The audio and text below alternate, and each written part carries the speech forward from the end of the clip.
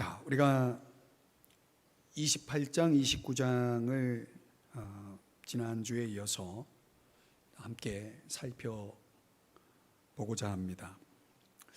원래 이스라엘 절기와 관련된 제사 규례를 소개하는 이 민수기 28장, 29장의 내용과 동일한 내용이 소개된 레위기 23장을 비교해 보면 레위기 23장이 훨씬 더 그 절기 제사 규례를 상세하게 소개하고 있거든요. 그러니까 레위기 23장은 이미 아주 오래전에 저희들이 같이 이미 살펴본 내용이고요. 또 이 28장, 29장 이 민수기의 내용과 레위기 23장의 내용을 비교해 보면 좀 이렇게 분명한 그 차이를 알 수가 있습니다.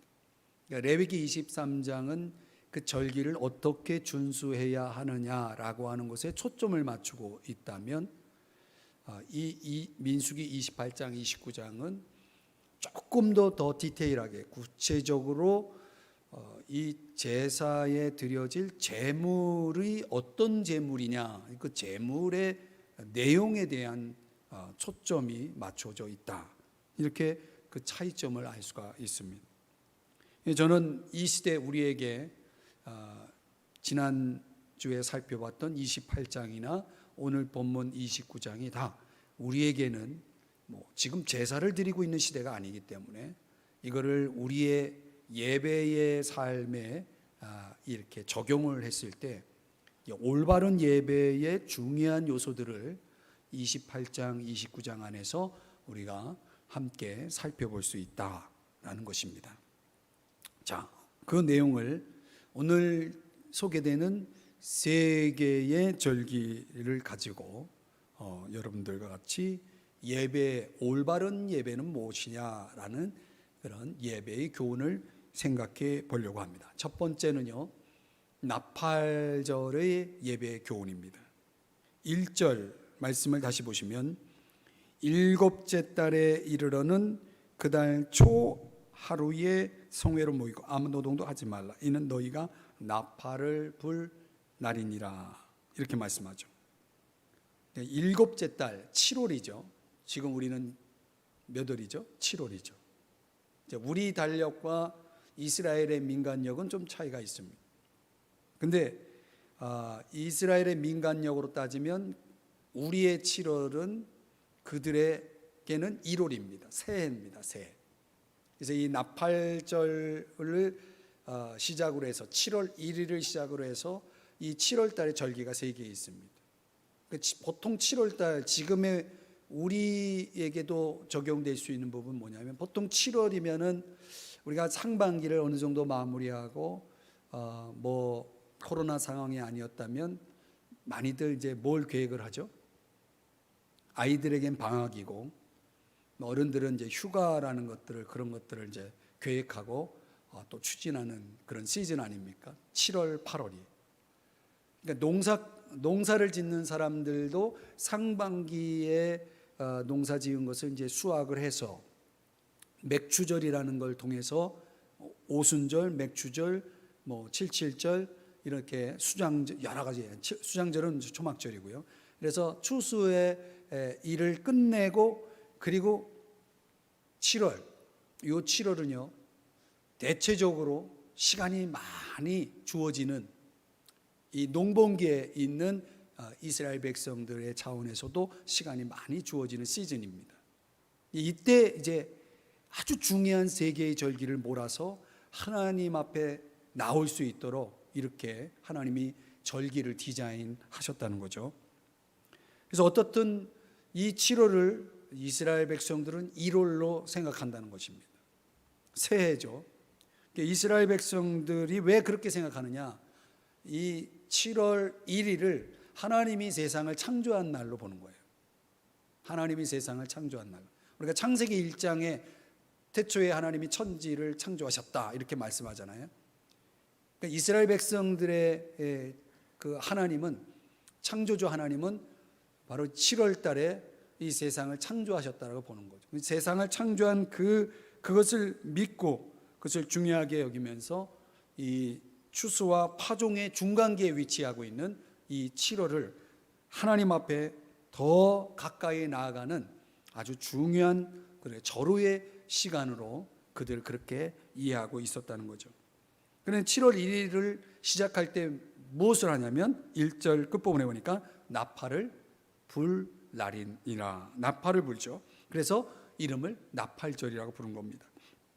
자, 그런데 1절 다시 보시면은 그 나팔절을 시작하는 그 내용이 뭐냐? 어떻게 그 나팔절을 지키냐? 성회로 모이고, 그죠? 성회로 모이고, 그 다음에 아무 노동도 하지 말라. 아무 노동도 하지 말라. 그러니까 창조가 있었고, 창세기 1장, 그 다음에 창세기 2장으로 넘어와서 뭐가 있냐면 안식이라는 게 있죠. 안식. 창조와 안식. 그러니까 이스라엘 백성들은 하나님이 창조를 하셨고 그 다음에 안식하셨기 때문에 이 7월 1일 하나님이 창조하셨다라고 하는 그 믿음 하에서 곧바로 뭐가 이어져야 됩니까? 안식이 이어져야 되죠. 그래서 이 나팔절, 새해를 시작하는 이 날은 창조의 날이면서 동시에 무슨 날이냐? 안식의 날이다.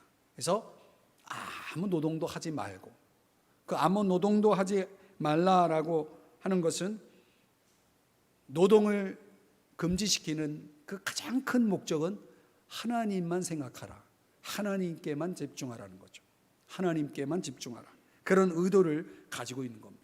그러니까 하나님에게만, 하나님을 향하고 하나님에게만 헌신하는 날로 삼으라, 이렇게 전제를 하고 2절서부터 6절까지 내용을 보면 이걸 어떻게 다 읽어야 될까요? 네, 여러분들이 이제 성경을 보시면 2절서부터 6절까지의 내용을 보면 제가 요약을 하겠습니다. 성경을 읽지 않고. 여러분들이 이제 자막에도 소개되고 있고 여러분 성경을 볼 수도 있고, 제가 요약을 하면은 이 나팔절 7월 1일에 드려지는 제사가 월삭 제사, 이 첫날이니까 매달 첫날은 월삭 제사를 드리잖아요. 월삭 제사가 겹치죠. 겹치는 것은 생략을 했느냐? 그렇지 않고 월삭 제사를 그대로 드립니다. 1일이니까. 그 다음에 또 우리가 28장 서론 부분에서 또 뭘 봤냐면 매일 주야로 상번제를 드리는 제사가 있죠. 어린 양 2마리를 드리죠. 아침에 드리고 저녁에 드리는 거. 그 상번제도 그대로 드립니다. 그러니까 제사가 벌써 2개죠. 거기다가 나팔절에 해당되는 제사를 또 드립니다. 그냥 제사가 몇 개입니까? 3개가 되는 거죠. 그래서 이날 나팔절에 드린 희생제물의 총수를 요약하면 수송아지가 3마리, 월삭에서 2마리를 드리고 나팔절에 1마리를 드려서 3마리, 그 다음에 수양이 2마리, 월삭에서 드리는 1마리와 나팔절에서 드리는 1마리에서 2마리, 어린 양이 16마리, 상번제 2마리, 월삭에서 7마리, 그리고 나팔절에서 7마리, 그래서 전체 다 해서 16마리가 됩니다. 그리고 속죄제로 드리는 수염소가 2마리, 월삭에서 하나, 나팔절에서 하나, 전체 이렇게 총 짐승을 몇 마리를 드리는지 여러분들이 나중에 계산해 보세요. 제가 이건 계산 안 했어요. 그러니까 지금 이 민수기의 특징은 제물을, 어떤 제물을 드리느냐, 여기에 초점을 맞추고 있다고 그랬잖아요. 되게 많은 거예요. 그러니까 하루 종일 제사예요, 거의. 나팔절을 이렇게 드리게 하신 의의는 뭐고, 이걸 통해서 우리가 이 예배에 우리에게 적용했을 때 어떤 교훈을 얻을 수 있느냐. 참 이게 우리에게는 아주 큰 교훈을 던져주는 그런 의미가 담겨 있다는 것이죠. 원래 나팔절은 신호가, 나팔 소리가 울려 퍼짐과 동시에 크게 2가지 의식을 한다는 거예요. 하나는 새해이기 때문에 보통 우리가 송구 영신 예배를 드리면 송구 예배를 드리고 영신 예배를 드리잖아요. 본회 떠나보내는 예배, 송구 예배를 드릴 때 주로 하는 게 뭡니까? 회개 기도죠. 작년에 지난해에 있었던 나의 잘못들을 회개하고 하나님 앞에 용서받는 의식을 첫 번째 드리고, 그런 차원의 의식을 첫 번째 갖고, 그 두 번째 의식은 뭐냐면 새해를 맞이했으니 이제 영신 예배를 드리는데, 영신 예배의 핵심은 한 해를 하나님 잘 보호해 주시고 지켜주세요 라는 하나님께 의탁하는 의식. 크게 나팔절의 의식은 크게 이 두 가지 의식을 가지고 진행이 됐다는 것입니다.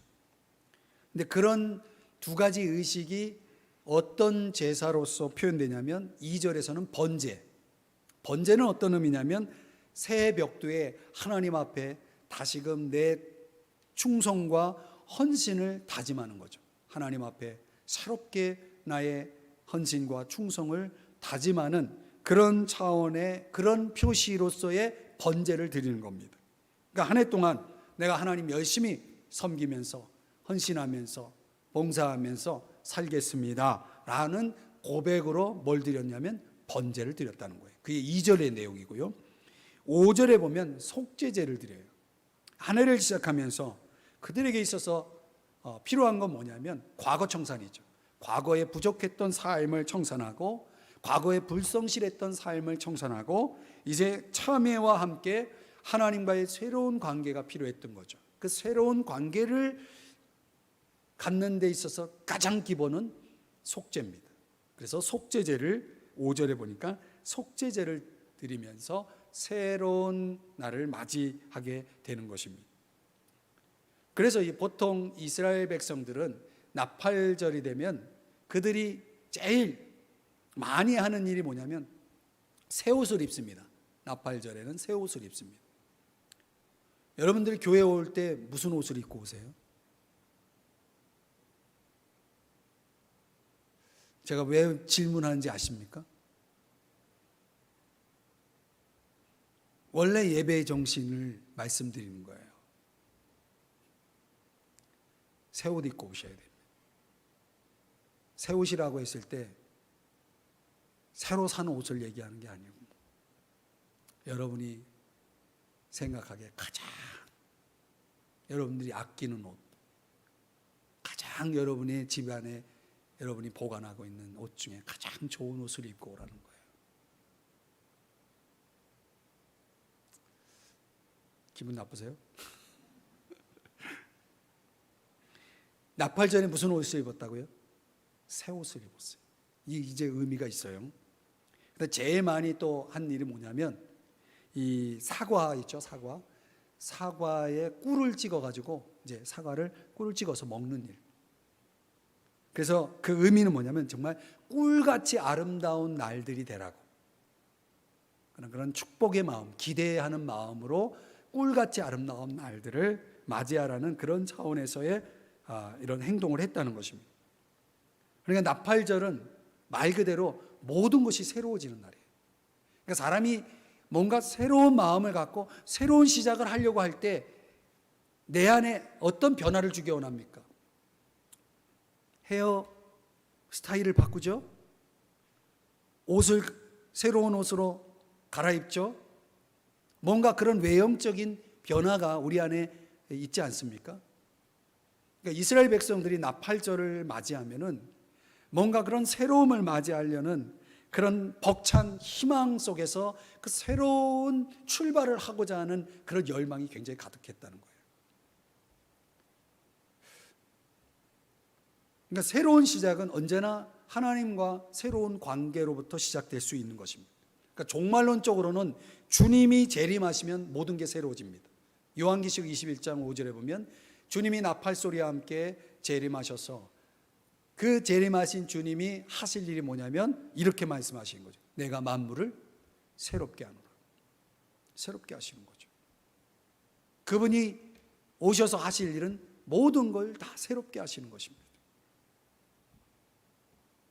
인류에 있어서는 주님의 재림은 마지막 희망이고, 오늘 우리들에게 있어서 예배, 올바른 예배의 정신을 우리가 오늘 이 나팔절에서 배운다고 했을 때 우리의 주일은 새로운 시작을 위한, 부족한 과거를 정리하고 새롭게 시작하는, 그런 새로운 시작을 맞이하는 그런 주일 되도록, 그런 정신을 가지고, 이 나팔절의 그 정신을 가지고 주일을 맞이하고 하나님 앞에 예배하라는 것이에요.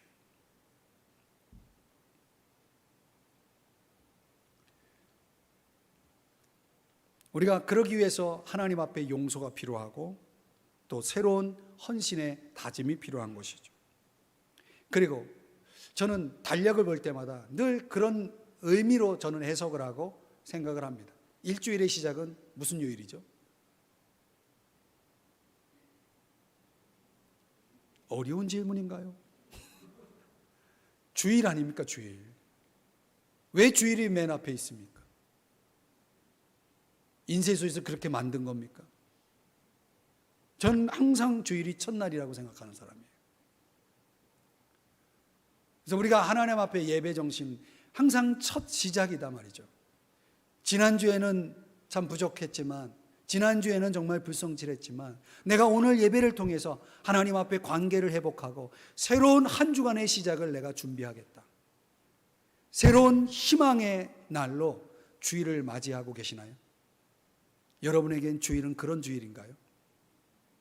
그 주일이 그 주일인가요? 한 주간의 새로운 날들이 펼쳐지는 그 첫 단추를 어떻게 여러분들이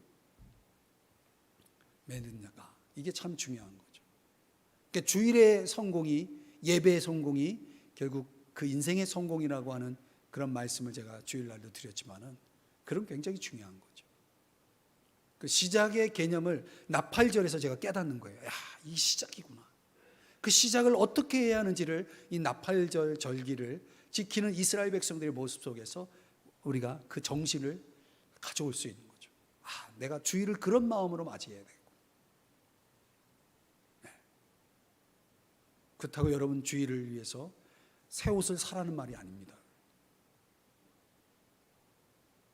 그런 외형적인 변화가 가지고 있는 그 본의, 내 안에 있는 그 예배 정신이 더 중요한 거죠. 그러니까 하나님 앞에 그런 단장하는 마음으로 여러분의 매 주일이, 예배가 그렇게 이루어질 수 있기를 주의는 축복합니다. 그래서 주일 예배 속에서 여러분들이 그런 걸 세 가지를 다 얻어야 돼요. 용서를 얻어야 되고, 새로운 다짐을 얻어야 되고, 세 번째가 새로운 한 주간의 삶의 의탁을 얻어야 돼요. 하나님 앞에 맡기는 그런 예배. 그게 이제 오늘 우리가 배워야 될 첫 번째고요. 두 번째는 대속죄일의 예배 교훈인데요. 7절에서 11절인데요. 7절 말씀 한 구절만 우리 한번 같이 읽어봐요. 시작. 일곱째 달 열흘 날에는 너희가 성회로 먹일 것이요 너희의 심령을 괴롭게 하며 아무 일도 하지 말 것이니. 아무 일도 하지 말 것이다. 이게 또 나오네요. 그죠? 그러니까 7월 10일이에요. 7월 10일을 이스라엘 백성들은 욤 키프람, 욤은 날이라는 뜻이에요.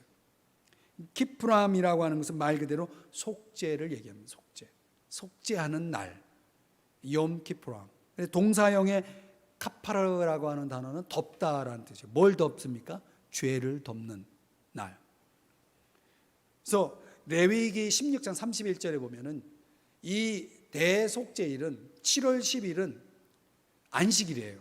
그런데 1년 중에 있는 모든 안식일 중에 안식일, 가장 큰 안식일이다, 이렇게 레위기 16장 31절에서 말씀을 하고 있습니다.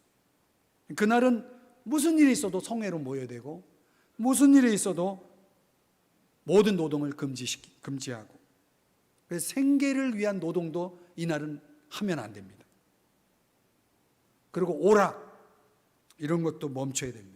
내 육신의 유익을 위해서 했던 어떤 형태의 오락도 멈춰야 됩니다. 교단 차이가 있지만은 우리나라의 어떤 교단은 그런 거 굉장히, 지금은 뭐 그런 교단의 모습은 아니고요. 과거에는 주일날 아무것도 못하게 했잖아요. 레위기 23장 36절에도 그런 말씀이 나오죠. 어떤 노동도 하지 말지. 어떤 노동이라는 것은 생계를 위한 노동도 들어가 있지만 그 외에 어떤 노동도.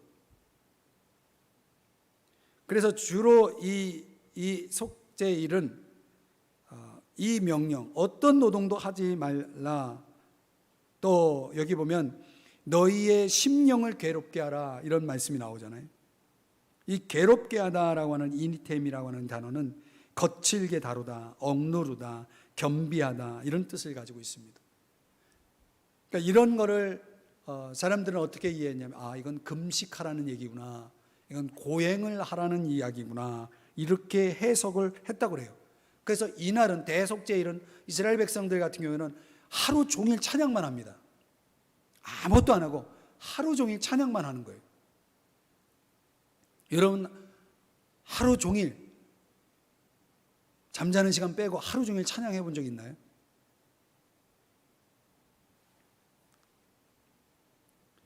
이날은 음식, 음료 금지입니다.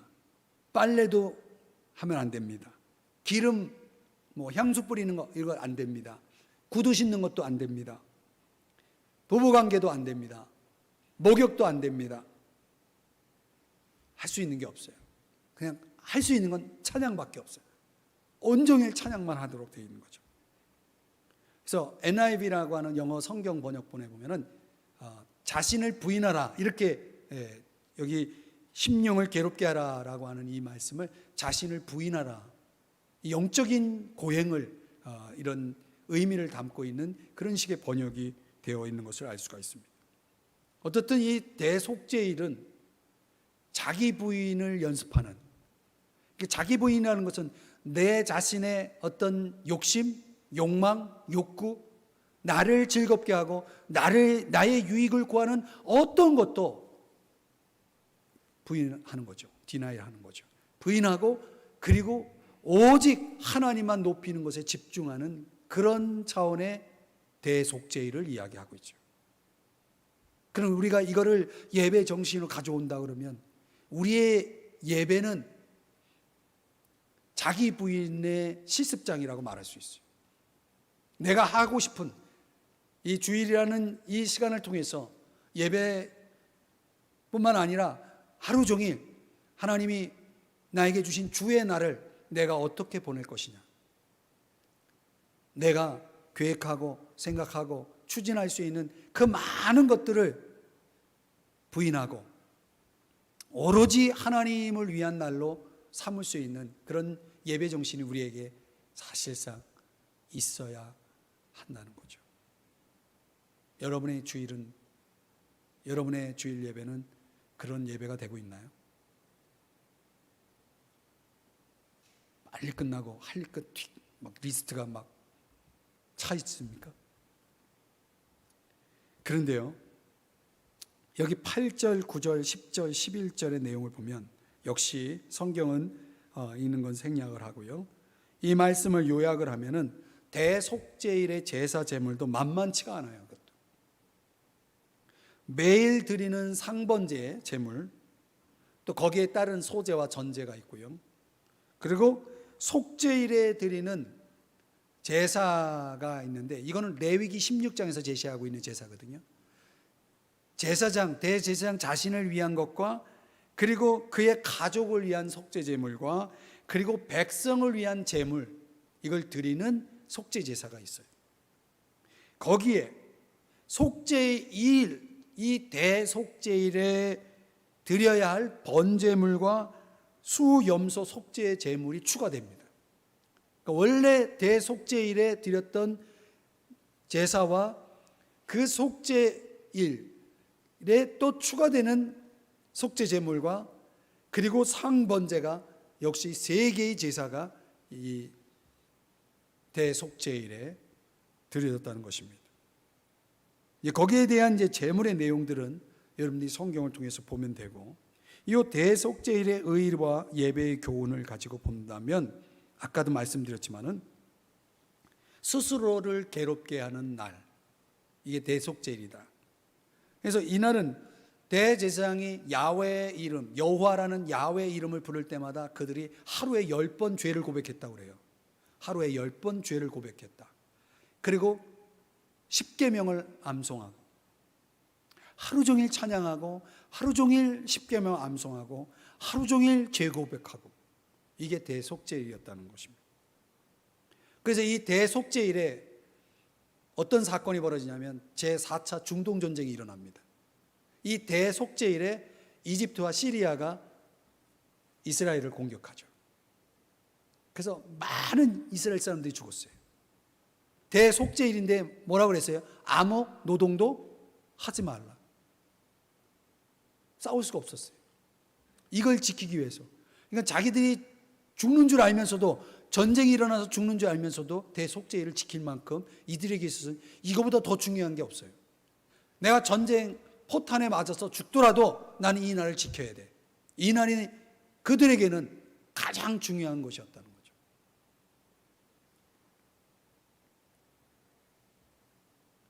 엄청난 희생을 감수할 정도의 그런 상황에서도 그들이 그 대속죄일을 지키는 걸 멈추지 않았다는 것입니다.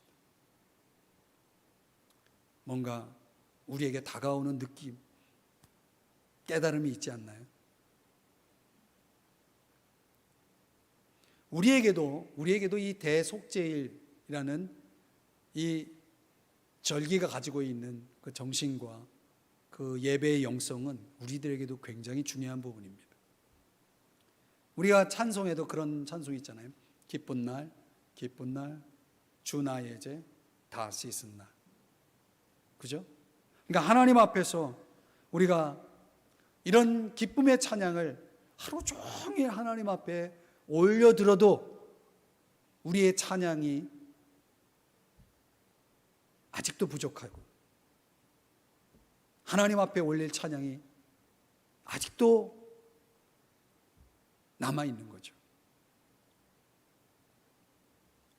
저는 오늘날 우리의 예배가 너무나 형식화되고 너무나 제도화되고 그 제한된 시간과 제한된 장소 속에 틀 안에 있는 그런 아주 습관적인 관습적인 예배로 우리의 예배가 그렇게 뭔가 본래적인 예배의 정신을 잃어버린 그런 형식적인 예배만 남아있는 모습은 아닌가. 정말 이 대속죄일이 가지고 있는 이런 절기 속에 담겨져 있는 그 정신을 우리가 예배 속에 담아서 드린다 그러면 정말 우리의 찬양, 멈출 수 없는 찬양, 내 안에 샘솟는 기쁨, 그 충만한 기쁨이 끊임없는 하나님을 향한 찬양을 쏟아놓게 하고, 온종일 고백해도 여전히 내 안에 남아있는 죄들이 생각나고, 하나님 앞에 내 속에 정말 상상할 수 없는 그런 수많은 죄들이 생각이 나고 고백이 되어지고 말씀을 암송하고, 이런 예배가, 이런 대속죄일의 이런 제사 정신이 오늘 우리들의 예배 속에 있냐라는 것이죠. 그래서 저는 대속죄일이 가르쳐준 이 예배의 교훈은 그런 것이라고 봐요. 그러니까 나의 날이 아니라 그날은 365일 중에 가장 중요한 날이다. 일주일 중에 가장 중요한 날이다. 그날은 주의 날이다. 나의 모든, 나에게 주어진 날들이 주의 날이라고 하는 인식을 가지고 사는 방법을 배우는, 우리의 모든 날이 365일이 주의 날이 되는 그런 삶을 살아가는 그런 방법을 배우는 예배, 그런 예배가 될 수는 없을까요? 그것이 가능하게 하기 위해서 우리 속에 주어진 은혜가 뭐냐면 죄사함이죠. 기쁜 날, 기쁜 날, 주 나의 죄 다 씻은 날. 내가 죄사함을 받았다라고 하는 이런 확신 여러분에게 있나요? 아멘.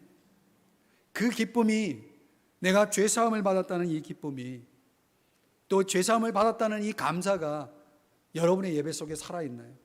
모든 예배 속에 여러분의 그 기쁨, 죄사함의 기쁨과 죄사함에 대한 감사가 그 모든 예배 속에 들어있나요?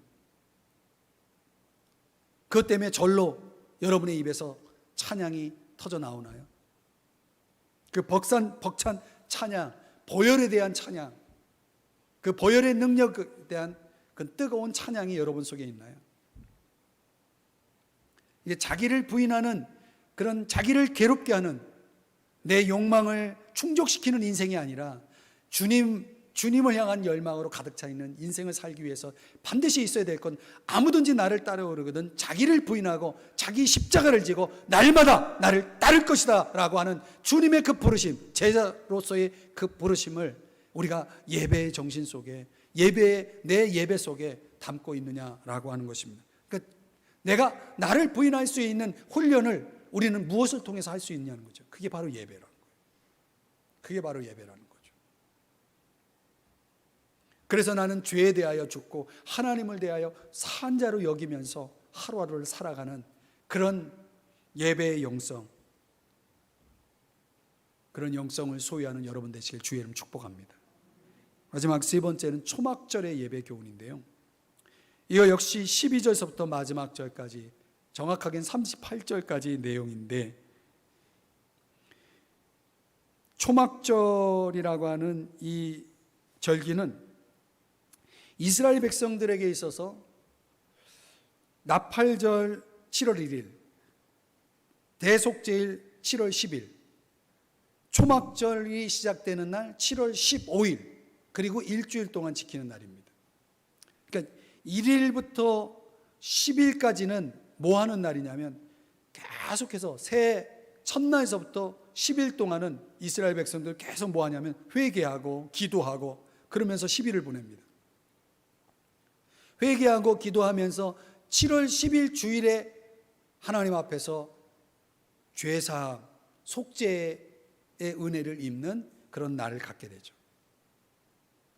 그리고 5일 후에 그들이 이제 초막절을 맞이하는 것입니다. 그랬을 때 오늘 12절, 13절 말씀에 보면은 그런 내용이 또 나오죠. 아무 일도 또 하지 말라고 그래요. 또 아무 일도 하지 말라.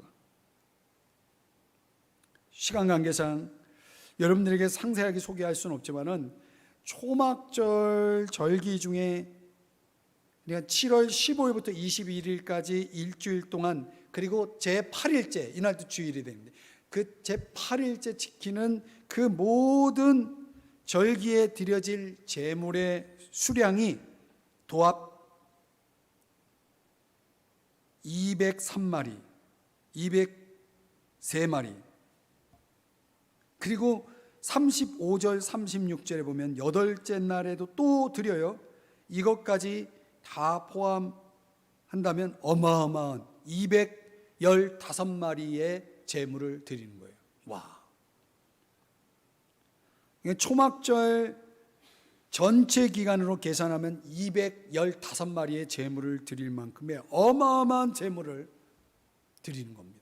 이스라엘의 모든 절기의 마지막 시간에 7월 15일부터 21일까지 드려지는 그 절기를, 그래서 이스라엘 백성들은 가장 큰 감사의 절기다 이렇게 얘기합니다. 가장 큰 감사의 절기다. 그래서 오늘 본문의 35절을 잠깐 가보세요. 35절을 잠깐 가보면 장엄한 대회로 모일 것이요 그랬어요. 장엄한 대회로 모일 것이요. 이 장엄한 대회라는 것은 아차라라는 말인데, 이거는 동사 아차르에서 온 말입니다. 그래서 무슨 뜻이냐면 통치하다라는 뜻입니다. 통치하다. 그럼 백성들은 왜 초막절을 지켰는가? 초막절의 의의는 뭐고, 이 초막절을 통해서 우리가 배울 예배의 교훈은 뭐냐라는 것입니다. 적어도 이 초막절은 이스라엘 백성들에겐 어떤 이미지를 가지고 있냐면 굉장히 즐거운 날, 굉장히 즐거운 그런 축제의 날로, 그래서 하나님 앞에서 계속 일주일 동안 이 초막절 지키면서 계속 웃습니다. 기뻐합니다. 근데 혼자 기뻐하지 않고 가족들, 자녀들, 레위인들, 나그네들, 고아, 과부 이런 사람들 초대해 가지고 같이 즐거워합니다. 그리고 우리가 잘 아는 대로 초막 텐트를 광야 생활을 기념하기 위한, 기억하기 위한 차원에서 초막을 짓고 자기 집 놔두고 초막을 지어서 거기서 일주일 생활하면서 그렇게 거의 축제적인 그런 초막절을 보냅니다. 그러면서 그렇게 즐거워하면서 핵심이 뭐냐면 215마리의 제물을 드리는 거예요. 어마어마하게. 그리고 공개적으로는 안식년의 경우에는 율법서를 읽었다고 합니다. 초막절 기간에 대제사장은 매일 실로암 못에 가서 대제사장이 물을 떠와서 백성들에게 뿌렸다고 합니다. 그때 이 물을 뿌려주면 백성들은 시편 118편 말씀을 가지고 이렇게 화답을 했다는 거예요. 여호와여 구하옵나니 이제 구원하소서. 이렇게 외쳤다고 합니다. 그렇게 외쳐서 그들이 구원받았나요? 아니죠. 어떻게 구원을 받을 수 있나요? 어느 날 예수님이 나귀를 타고 예루살렘에 입성해서 그들을 향해서 이런 외침을 하셨습니다. 요한복음 7장 37절 38절인데 명절 끝날에 곧 큰 날에 예수께서 서서 외쳐 이르시되 누구든지 목마르거든 내게로 와서 마시라. 나를 믿는 자는 성경의 이름같이 그 배에서 생수의 강이 흘러나오리라 하시니 주님에게로 가서 주님이 주시는 물을 마셔야 했다는 거죠. 그런 예수님이 제공해 주시는 물이 주어져야 진정 백성들은 기뻐할 수 있었다. 이건 뭘 상징합니까? 이 물은 요한복음 7장에 보면 성령을 가리킵니다. 그래서 나팔절은 회개의 이미지라면 대속죄일은 속죄의 주님을 믿고 영접하는 의미가 있고, 초막절은 성령을 받는 것을 그렇게 상징하는 그런 이미지를 가지고 있는 것입니다. 그래서 7월의 절기 순서대로 우리는 신앙을 경험합니다. 회개를 경험합니다. 나팔절, 속죄의 주님을 깨닫게 됩니다. 그리고 믿고 그분을 받아들입니다. 대속죄일. 그때 성령이 우리에게 오십니다. 초막절. 성령이 오면 제일 먼저 나타나는 증상이 기쁨입니다. 그래서 초막절은 기쁨의 절기고 감사의 절기죠. 또 성령이 오면 그 사람은 전적으로 하나님 앞에 어떤 삶을 살게 됩니까? 성령 충만한 삶을 살게 되죠. 깊이 헌신하면서 살게 되죠. 그 성령 충만한 삶을 살아가는 사람들에게는 성령의 열매가 따라오는 것이죠. 성령의 열매를 맺는 그런 인생을 살게 되는 것입니다. 이런 걸 우리의 영적 예배라고 로마서 12장 1절에서 그렇게 또 말씀을 합니다. 정리를 해보면 이 28장 29장 절기 속에, 특별히 29장의 절기 속에서 제물들의 초점에 맞춰져 있는 것을 보면서 제가 개인적으로 깨달은 건 그겁니다.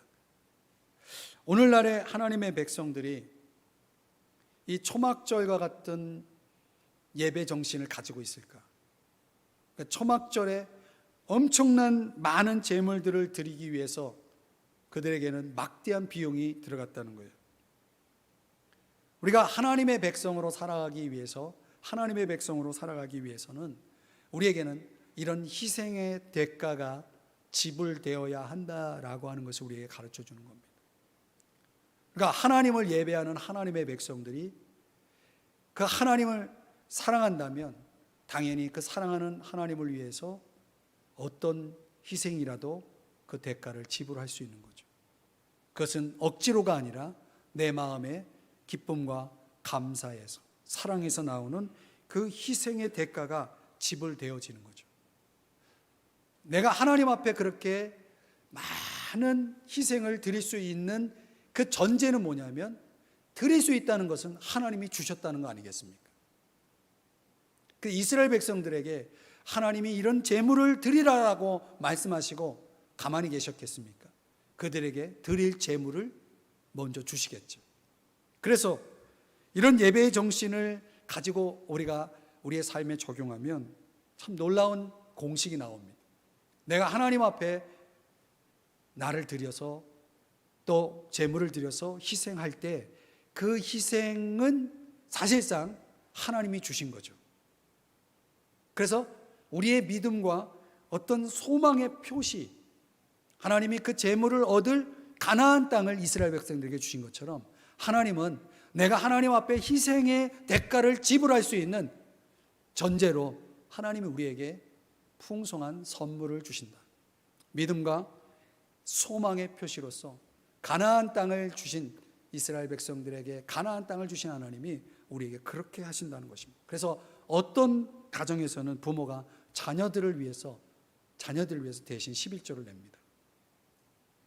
그렇게 하는 이유는 하나님이 우리 자녀들에게 하나님이 주시는 선물, 소망과 감사의 표시, 믿음의 표시로서 그 자녀들의 인생 속에 하나님이 이런 희생의 대가를 지불할 수 있는 그 선 은혜를 부어주실 것이라고 하는 믿음과 소망의 표시죠.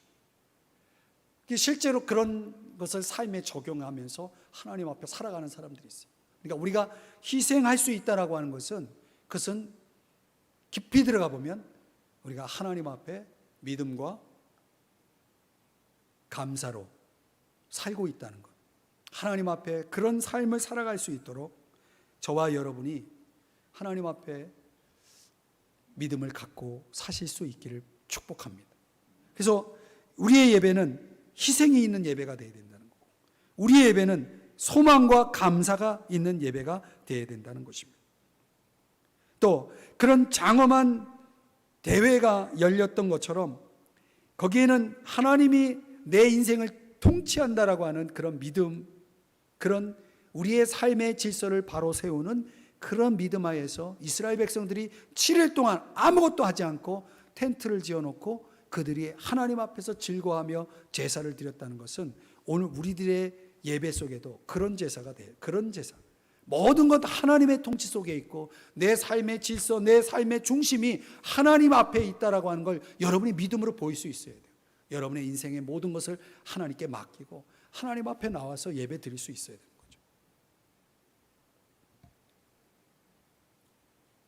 오늘 저는 이제 이 말씀, 올바른 예배에 대한 묵상을 정리하면서 여러분들에게 그런 도전을 드리고 싶습니다.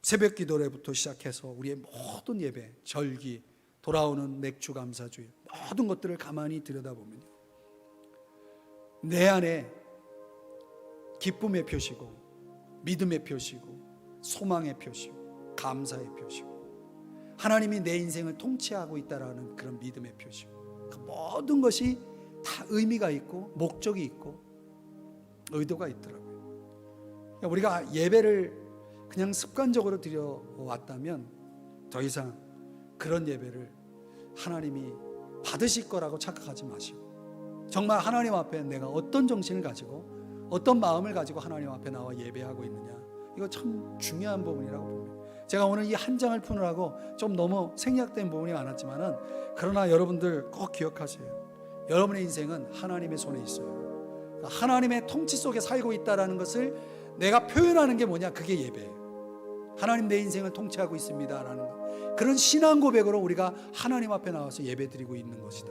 이건 꼭 이 한 가지만이라도 여러분이 잊지 마셨으면 좋겠어요. 여러분이 하나님을 위해 희생하는 만큼 하나님이 여러분에게 선 은혜를 부어주실 거 여러분 믿으시기 바라고, 항상 하나님 안에서 소망을 가지고 살아갔으면 좋겠습니다.